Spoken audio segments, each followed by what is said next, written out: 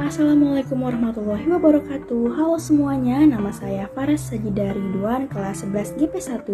Jadi dalam video ini saya akan membagikan pengalaman saya dahulu saat tidak ada teknologi Google Map, pengalaman sekarang saat saya menggunakan Google Map, dan bagaimana Google Map dapat menuntun saya dalam menemukan lokasi yang saya tuju. Oke, pengalaman yang saya miliki dahulu sebelum teknologi belum secanggih saat ini cukup sulit, apalagi dalam mencari alamat tujuan. Dengan hanya bermodalkan nama jalan, RT, RW, nomor rumah, saya tidak bisa langsung sampai pada alamat tujuan. Sehingga dari hal itu malah menambah permasalahan baru, seperti memakan waktu perjalanan, buang-buang tenaga, dan juga buang-buang bensin. Bener nggak nih? Misalnya pada saat itu saya diundang ke rumah teman saya untuk merayakan ulang tahunnya pada pukul 4 sore. Dia mengirim alamat rumahnya kepada saya dan saya pun bergegas untuk pergi ke rumahnya dengan mengandalkan alamat yang ia beri. Bukannya malah tepat waktu sampai ke tujuan, saya malah menyasar kemana-mana. Alhasil saya sampai di rumahnya pada pukul 5 sore. Selain itu masih banyak lagi pengalaman saya tersesat di mana-mana akibat tidak ada Google Map. Itulah betapa sulitnya dahulu saat teknologi belum canggih. Seiring berjalannya waktu, teknologi semakin berkembang pesat sejalan dengan berkembangnya kemajuan dunia. Saya sadar bahwa teknologi tidak bisa dipisahkan dengan kehidupan manusia karena telah banyak penemuan teknologi yang berguna untuk memenuhi kebutuhan kita sehari-hari. Contohnya seperti Google Map. Di zaman yang sudah canggih ini, saya sering dan sangat terbantu dengan adanya teknologi Google Map ini. Mengapa? Karena Google Map ini sangat berguna sekali dalam mencari alamat yang dituju dengan cepat. Caranya dengan hanya memasukkan alamat ke kotak penelusuran Google Map, maka sistem akan langsung memprosesnya sehingga terlihat jelas rute yang akan membawa kita ke tujuan.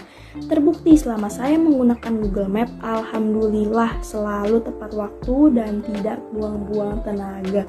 Bukan hanya itu, dengan kemajuan teknologi saat ini sangat memudahkan saya dalam memesan barang ataupun makanan. Saya tidak perlu lagi pergi ke sana kemari, hanya dengan bermodalkan kuota sudah bisa memesan apa yang saya inginkan. Misalnya nih GoFood. Di aplikasi tersebut kita dapat melihat rute serta waktu yang driver tempuh untuk mengantarkan sesuatu yang kita pesan dimanapun dan kapanpun kita berada. Kita bisa terbantu oleh kemajuan teknologi ini. Di saat kita tersesat pun kita bisa langsung membuka Google Map. Memesan makanan pun juga tentunya driver akan datang ke tempat kita atau ke rumah kita tanpa bingung lagi. Kehadiran teknologi ini membawa pengaruh yang sangat besar dalam kemajuan hidup di suatu negara, seperti di Indonesia saat ini. Lalu, bagaimana Google Map bisa dengan mudah menemukan lokasi atau tempat? Oke, jadi semua itu berawal dari citra. Dalam mengidentifikasi elemen-elemen yang ada di jalan, Google Maps memanfaatkan citra satelit atau street view guna mengenali berbagai informasi jalan yang ada, yakni jalan raya, jalan tol, bangunan, alamat, dan bisnis di sebuah wilayah. Lalu, untuk memastikan akurasi data yang ada, di beberapa tahun setelahnya, Google mengeluarkan tracker khusus untuk mengumpulkan hasil citra dari miliaran tempat di berbagai negara. Data peta yang Google punya kemudian diolah oleh machine learning dengan memanfaatkan artificial intelligence atau AL. Sistem ini memproses data dari citra satelit untuk menghasilkan suatu peta yang lebih akurat dan cepat, sehingga tim Google Maps dapat memunculkan peta yang sesuai dengan kebutuhan pengguna sambil mengoptimasi sistem-sistem maps yang lain.